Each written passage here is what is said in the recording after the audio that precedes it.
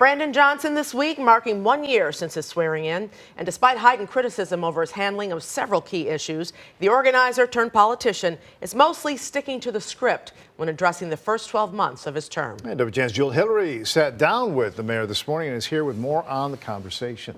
Hi, good evening, Mike and Ray. So I did have the opportunity to speak with the mayor for about 20 minutes this morning. And during that conversation, of course, we did talk about some of his wins, like expanding paid time off for workers and phasing out sub-minimum wage. But there are also a number of hurdles he has to climb, including more funding for CPS students, settling migrants, and curbing violence.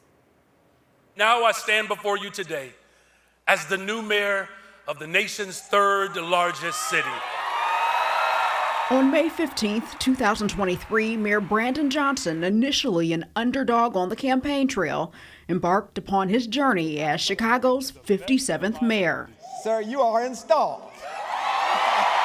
Nearly a year in, Johnson sat down with us to reflect. During your inaugural speech last year, you stepped back and you took a pause and you said that you were soaking it all in. Mayor, would you say that you are still soaking it all in? Well, I am certainly still, taking it all in.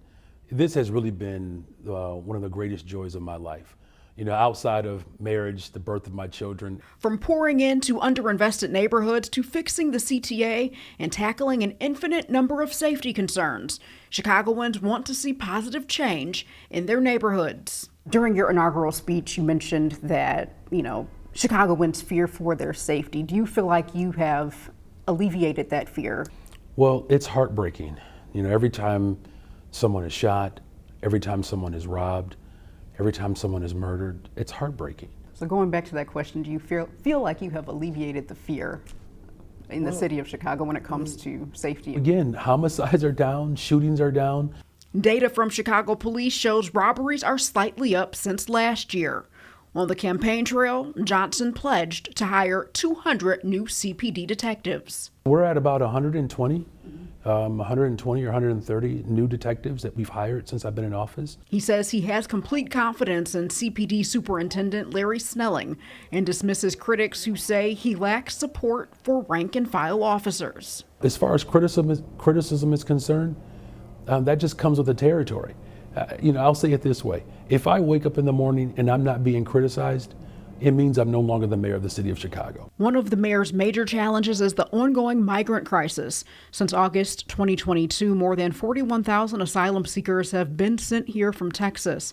As the city scrambled to find space for migrants, thousands of them slept in police districts as well as O'Hare and Midway. Late last year, Johnson proposed building a winterized tent at 38th in California in Brighton Park. The heavily criticized plan was shut down by Governor Pritzker after hazardous chemicals were identified on site. Has it been a challenge? Well, Congress can't get their act together. The governor of Texas is determined to create chaos. We have brought calm, structure to a very volatile situation. Have you reached out to the governor at all? He's not interested in speaking to us. Here's what we did do, though. But have you actually reached out to him? We have sent multiple forms of communications for him to coordinate with us. When it comes to public education, the former teacher and community organizer went to Springfield last week requesting more than $1 billion for the city. It's an amount the governor's office has already challenged.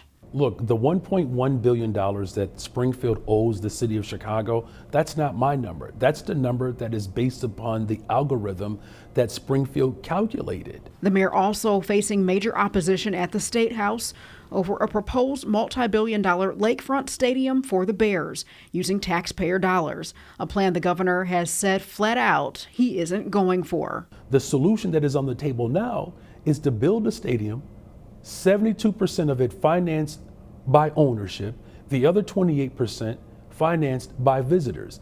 If someone has a better solution than that, they should speak. Johnson says one of his proudest wins this past year was passing a $1.25 billion bond deal for neighborhood development. We're going to hyper-concentrate, though, on neighborhoods that have been historically neglected in. Amidst the successes and setbacks, the mayor acknowledges there is still more work to do. So I also talked to the mayor about any concerns he has related to the potential for mass violence at the upcoming DNC, and he responded by saying with the help of police and the Secret Service, he envisions a peaceful convention in August. You also talked to him about his campaign promise of 200 detectives, CPD detectives. That's what he wants, but he is only at 130 now. Did he give you an idea when he may reach that 200? He seemed optimistic that by the end of this year he would reach that goal. We'll check back in with him then. Absolutely. By the way, Jewel. nice color. Yes, looking Yeah, great. you guys look great.